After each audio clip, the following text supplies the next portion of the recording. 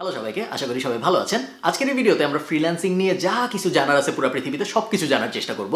Freelancing কিভাবে করে, freelancing করে কিভাবে মাসে 5-10 হাজার ডলার আয় করা যেতে পারে, ফ্রিল্যান্সিং শুরু করবো কেমনে, কোথায় যাব, কাজ পাবো কেমনে, কে কাজ দিবে, কেন কাজ দিবে, ফ্রিল্যান্সিং কি জিনিস, করে কি হবে, না করলে কি হবে, লাভ কি, ক্ষতি কি, মোটামুটিভাবে যা কিছু জানার আছে ফ্রিল্যান্সিংয়ের ব্যাপারে সব কিছু আমরা জানার চেষ্টা করবো এই একটা ভিডিওতে। ভিডিওটা একটু বড় হবে এই কারণে আমি নিচে টাইম স্ট্যাম্প দিয়ে দেবো, যারা ইউটিউবে দেখবেন তাদের জন্য। যারা ইউটিউবে দেখছেন না তারা টাইম স্ট্যাম্প ব্যবহার করতে পারবেন না, কিছু করার নাই। আপনারা একটু টেনে টেনে কষ্ট করে অন্য যেখানেই দেখছেন, ফেসবুকে দেখছেন হয়তো, সেখানে আপনারা একটু কষ্ট করে টেনে টেনে দেখবেন। ভিডিওটা যদি মনে হয় আপনাদের উপকারে এসেছে, ভিডিওটা পুরোটা দেখার পরেই তো আসলে বুঝবেন উপকারে এসেছে নাকি, বাট যদি মনে হয় উপকারে এসেছে অবশ্যই চেষ্টা করবেন ভিডিওটা শেয়ার করতে আপনার বন্ধুদের সাথে বা আপনার ফ্রেন্ড লিস্টের মানুষজনদের সাথে। তার কারণ ফ্রিল্যান্সিংয়ের ব্যাপারে আনফর্চুনেটলি 10 বছর 15 বছর ফ্রিল্যান্সিংয়ের দুনিয়ায় বাংলাদেশের প্রবেশের পরেও অনেক ধরনের মিসকনসেপশন আছে, অনেক ধরনের ভুল ধারণা আছে, এবং এই কারণে ফ্রিল্যান্সিং বিষয়ে অনেক ধান্দাবাজিও হয়। চলেন শুরু করি ভিডিওটা। ফ্রিল্যান্সিং শিখতে হলে অবশ্যই ভালো গিটার বাজাতে পারতে হবে। যে ভালো গিটার বাজাতে পারে না সে কখনোই ভালো ফ্রিল্যান্সার হতে পারে না, ইটস আ ফ্যাক্ট। ফ্রিল্যান্সিং কি জিনিস এটা আমরা সবাই জানি তো, তাই না? যারা জানেন না তাদেরকে আমি একদম সহজ করে বোঝাই দিচ্ছি। ফ্রিল্যান্সিং বোঝা কোনো জটিল ব্যাপার না।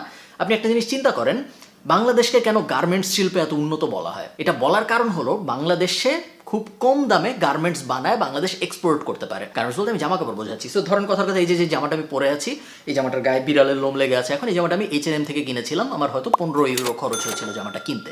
15 ইউরো মানে 1500 টাকা। H&M এর এই জামাটা বানাইতে $1 খরচ হওয়ার কথা না, 1 ইউরো খরচ হওয়ার কথা না। কেন?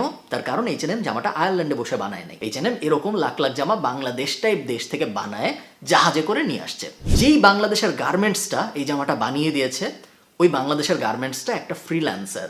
H&M বাংলাদেশ থেকে এই জামাটা বানায় নিয়ে আসছে। H&M এই জামাটা আউটসোর্স করেছে, অন্য আর একটা দেশ থেকে সোর্স করে নিয়ে আসছে। বোঝাতে পারছি আমি আপনাকে? ওটা হলো আউটসোর্সিং। আর বাংলাদেশের গার্মেন্টসটা যেটা করলো, উনার পার্সপেক্টিভ থেকে চিন্তা করলে এই জিনিসটা ফ্রিল্যান্সিং। এই সেম ব্যাপারটা আগে শুধু ফিজিক্যাল গুডস নিয়ে করা যেত, যে জিনিসগুলো ধরা ছোঁয়া যায় ওই জিনিসগুলো নিয়ে করা যেত। আমার পেঁয়াজ দরকার, আমি অমুক দেশ থেকে যে দেশে পেঁয়াজ সস্তা নিয়ে আসলাম। আমার জামা দরকার, আমি দেখলাম কোন দেশে জামা আসলে সস্তায় বানানো যায়, কোন দেশে লেবারের খরচ কম, ওই দেশ থেকে আমি সস্তায় জামা নিয়ে আসলাম। ইন্টারনেটের পেনিট্রেশনের পরে সুবিধাটা যেটা হয়েছে, এই জিনিসটা এখন ডিজিটাল জিনিসপত্র নিয়েও করা যায়। আগে যদি অনেক আগে এক সময় যদি আমার ওয়েবসাইট দরকার হইতো, আমি আয়ারল্যান্ডে বসে আছি, আমার একটা ওয়েবসাইট দরকার, আমার আয়ারল্যান্ডেরই একজনকে খুঁজে বের করতে হইতো যে আমাকে ওয়েবসাইটটা বানায় দিবে। আমার একটা লোগো দরকার, আমার একটা এক্সেলের কাজে হেল্প দরকার, আমার একটা মাইক্রোসফট ওয়ার্ডে কিছু একটা লেখা দরকার, আমার আশপাশে যারা আছে তাদেরকেই আমার খুঁজে বের করতে হইতো যারা ওই কাজে এক্সপার্ট। আমার একটা গেম বানানো দরকার, ইউ গেট দ্য আইডিয়া। আমার আশপাশের কোনো একটা মানুষকে খুঁজে বের করতে হইতো যে আমাকে এই কাজটা করে দিবে। ইন্টারনেট পেনিট্রেশনের সুবিধাটা যেটা হয়েছে, এখন আমার আশপাশের মানুষের উপর আমার আর নির্ভর করতে হচ্ছে না। ফিজিক্যাল ওয়ার্ল্ডে ওই যে যেভাবে H&M বাংলাদেশ থেকে জাহাজে করে গার্মেন্টস এনে H&M আয়ারল্যান্ডে বিক্রি করতো, ওই একই